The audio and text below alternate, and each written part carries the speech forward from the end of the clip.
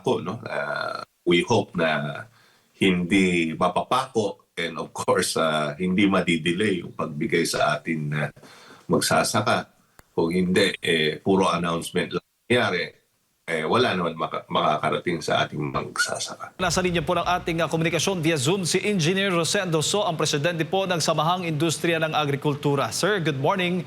Jade at Admar po muli ang inyong mga kasama. Maraming salamat po sa inyong oras. Jade, Admar, magandang umaga.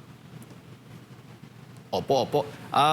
Engineer, unahin lamang natin itong naging babala po ng Department of Agriculture laban po doon sa lahat po, no, ng mga nagbebenta po nitong bigas, sa lahat po ng mga lalabag dito po sa price ceiling na ipinatupad nga para po doon sa imported rice ay posible pong makulong at mapasara.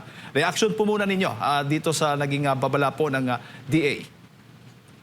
Yeah, ang presyo kasi, no, kung titingnan natin, ang distribution ng mga importer nasa 42 pesos lang. No?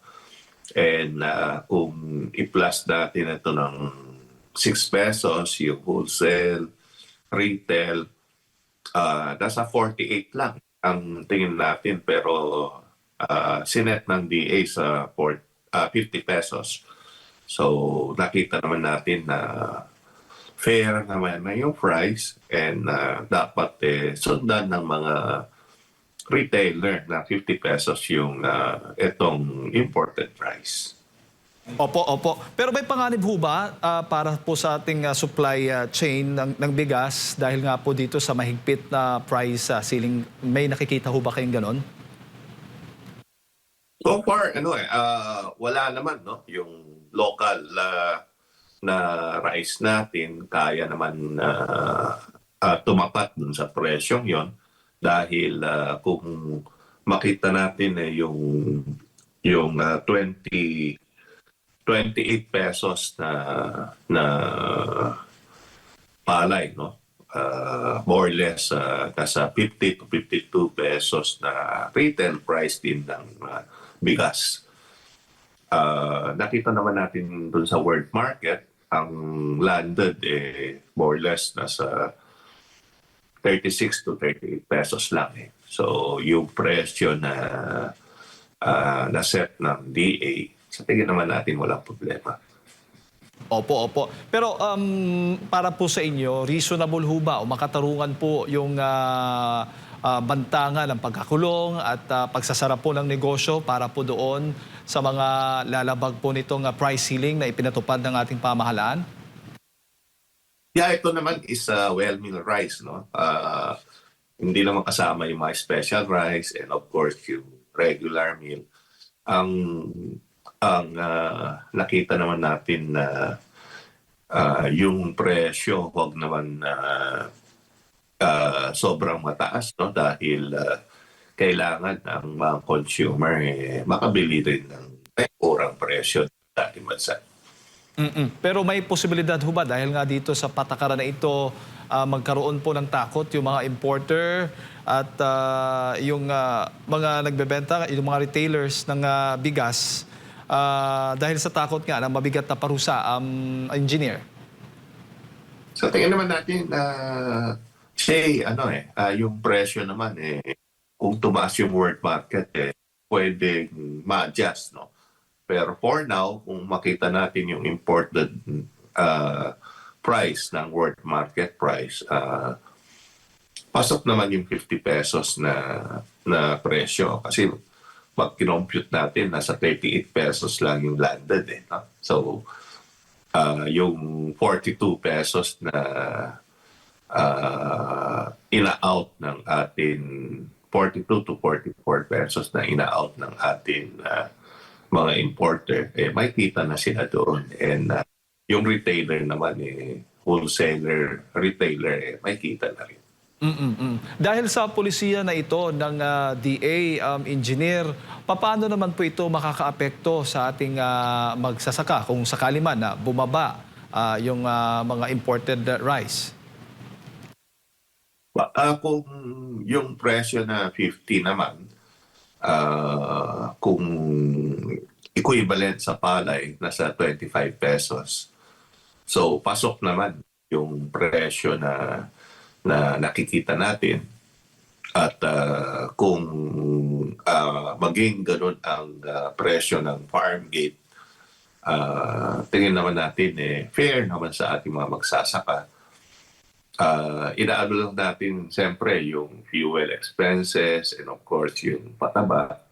Medyo bumaba rin yung fuel, at least nakatulong yun, no? Kasi umabot ng 140.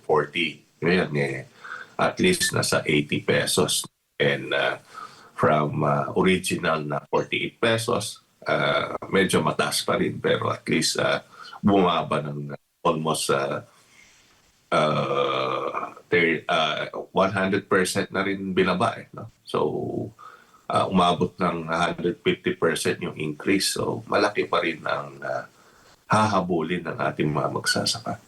Pero sa generally, sa nakikita po ninyo, itong price ceiling ay isang long-term solution ho ba o pansamantala na solusyon para mapigilan yung pagtaas ng presyo ng bigas? Yeah, temporary, I think pwede yan. Pero long term, yung free flowing pa rin ang hinahanap natin. And of course, yung calibrated import, yun ang bantayan pa rin para at least hindi flooded yung market natin ng imported rice. Opo. Engineer, ang PhilRice ay may panawagan din. Hinihikayat po nito ang lahat ng mga magsasaka na magtipid na sa gastos sa pagtatanim. Paano ho ba? Kaya ho ba? Ito, possible ho ba itong suggestion na ito, panawagan ng PhilRice para sa ating mga lokal na magsasaka? Yeah, Jay, yung direct saving siguro ang mangyayari, no? Yung dating ginagawa natin na pagpunla, tapos pag-transplant, medyo malalik. And yung El Nino na severe El Nino na sa November, so kailangan magtanim yung mga magsasaka itong June. Hopefully, alam naman natin yung June ang start na rainy season. So kung ito is mag-umpisa, so ang isang pwedeng gawin ng ating mga magsasaka is yung sabog tanim na lang, kasi hindi ka na itong transplant, tsaka at least magde-direct seeding na lang sa atin mga palayan. So, generally speaking, sa kasalukuyang sitwasyon po natin, hindi pa natin kaya, lalo na ng mga maliliit na magsasaka, na i-adapt po itong cost cutting o pagtitipid nga ng gastos, engineer.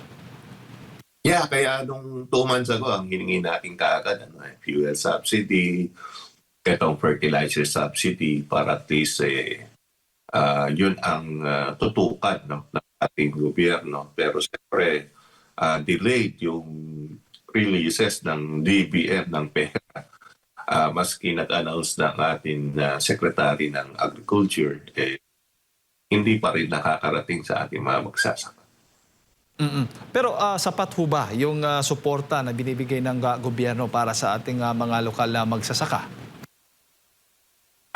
Kulang pa rin, no? Kasi yung fuel, kung makita natin, ang laki ng increase. Kung nag-start, kasi dati Jay, nag-start yan ng magtanim mga May, no? Yung mga iba na magsasaka, para at least mahabol yung September harvest, no? Ngayon, medyo na-delay dahil kung nag-start sila ng May ng magtanim, yung fuel, gagastos ka ng almost ang gastusin abot ng 30,000 per hectare yung first month, no? Kung dati is around 17,000 lang, umabot ng almost double yung gastusin. Kaya naghihintay na lang na June para pumatak yung ulan. Opo, bukod doon sa fuel subsidy at iba pang mga ayuda na tulong ng gobyerno, engineer, sapat din ho ba yung tulong na binibigay ng pamahalaan para sa paggamit at nitong mga makabagong teknolohiya sa ating magsasaka para sila makatipid, kaya ba makapagtipid ng kanilang production? Makita naman natin yung other countries, nasubukan yung other alternative, no?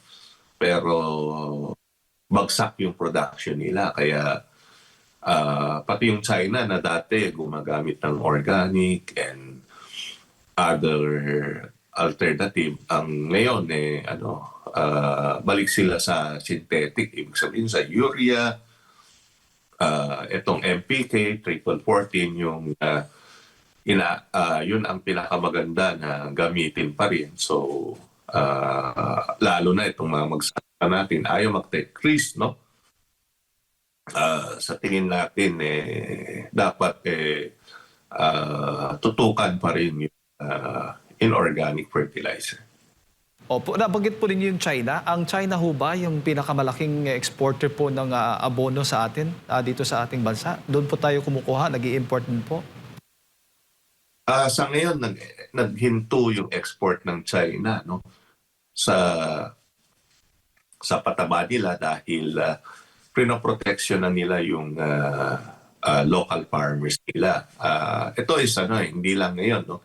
1 year before, nag-stop na sila nag-export ng mga pataba. Nag-cut down sila ng almost 70% ng export nila 1 year ago. 30% na lang nilalabas. Ngayon, lalo ngayon, rinistrict nila pag-export, no? Para at least matulungan ng local farmers nila doon. Expected naman yun dahil prioritize nila yung local producers nila. Opo, pero ano yung mga alternatives po natin dito sa ating bansa? Kumusta naman po? Saan po kumukuha ng abono? Or tayo ba? Meron din sarili tayong abono na kaya pong tapatan itong ini-import natin mula sa China? Kumukuha naman tayo sa Malaysia, Indonesia, yung mga countries na oil-producing country, no? Japan, yung sa ammonium sulfate, and other countries, Korea. So, yung Middle East naman natin, konti lang. Mga 20% lang tayo.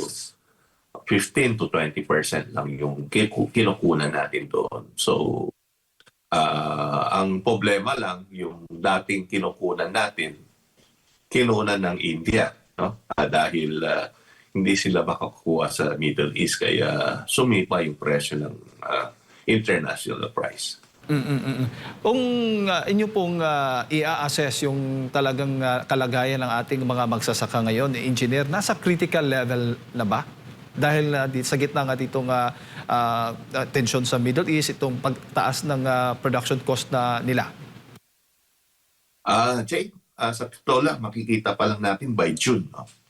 Yung situation ng taniman ng ating palay sector, kung palay farmers, kung paano, dahil hinintay pa rin yung ulan, no? But hindi naman critical. Ang tingin naman natin, nasa 85% yan, nasa June magtatanim. So, ang harvest natin October or yung part ng November, kung papasok yung severe El Nino, tapos na tayo magtanim, no? So, hindi ako nababahala for this year na magkaka-spike yung presyo dahil sa ngayon yung in-expect na 62 pesos na sinasabi ng ating secretary, baka hindi naman umabot doon. Kumbaga kakayanin pa ng ating mga lokal na magsasaka itong patuloy na pagtaas po ng kanilang production cost. Yeah, kaya pa naman, especially kung kayang mag-support ang ating government, ang ating presidente para at least lalong maingganyo ang ating mga magsasaka. Magtanim. Pero may ulat yung PSA kamakailan, hindi po ba na bumaba yung local production po natin? Yeah, bumaba yung local production natin kasi, Jay, last year, remember, nalugi ang ating mga magsasaka, no? Dahil bumagsak yung palay to 15, 13 pesos. Pero nag-calibrate import naman tayo from January to March. So, maganda yung presyo ng palay. Ang tingin naman natin yun ang importante. Kung maganda yung presyo ng palay, magtatanim yung magsasaka. Opo. Engineer, maraming nagtatanong na mga kababayan natin, lalo na yung mga mamimili, mga consumer, kung nabibili lamang po sa, siguro nasa 18 to 19 kada kilo yung palay, no? Mula sa mga magsasaka, pero pagdating po sa pamilihan ay napakamahal na yung bentahan. Yeah, pero itong March, Jay, umabot ng umabot ng 27 to 26 pesos farm gate price, no. So yun, ngayon sa ngayon nasa 23, 24. With that price, ang tingin naman natin kung mag-stable yan sa 24 pesos, maraming farmers na may pag-asa na magtanim. Baga marami ang makikinabang at hindi malulugi. 23, 24, Yeah. tama? Farm gate price po. 24. Yeah, 23, 24 sa tingin natin fair naman yung price with the support of ating government, yung subsidy, makakatulong. Opo. At sabi pa nga, may babala na abot ng 62 pesos per kilo yung bigas natin by September. Pero marami pong nagsasabi, ngayon pa lang umaabot na nga sa mahigit 60 pesos yung kilo ng bigas. Tama ho ba? Totoo ho ba yung sitwasyon na yan, Engineer? Yeah, yung maraming klaseng bigas kasi. Yung ibang 5% broken na galing Thailand. And ito is special rice na sinasabi natin. At talagang mas mataas yung presyo niyan. Umabot ng 60 to 62. Hindi lang ngayon, no? Last year pa yan, ganun ang presyo. So ang inaano lang ng atin tinutukan is yung itong well-milled rice na sinasabi na may stable sana sa 50 pesos. At kontento naman ho kayo sa ginagawang monitoring ng gobyerno pagdating po doon sa price manipulation at profiteering? Yeah, of course yung ano ng ating presidente for the past year, yung value chain, no, na hindi mapatupad ng ating government. Ang ginawa lang ng NEDA is yung tariff na in which hindi solusyon yun, no? Na kung makita natin for the past year bilaba na yung taripa pero ganoon pa rin yung presyo. So hindi yun ang solusyon. So tutukan nila yung value chain pa rin. Siguro, Engineer, yung huling mensahe, siguro panawagan mo sa ating pamahalaan, sa ating mga kababayan, kaugnay nga dito sa lumalalang sitwasyon ng ating sektor ng agrikultura. Yeah, Jay, yung pangako, no?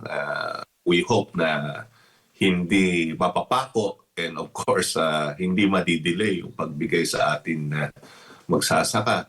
Kung hindi, puro announcement lang nangyari, wala naman makakarating sa ating magsasaka. Opo. Engineer, maraming salamat po sa inyo pong oras at sa pagbibigay po nyo ng impormasyon ng umaga. Magandang umaga po sa inyo.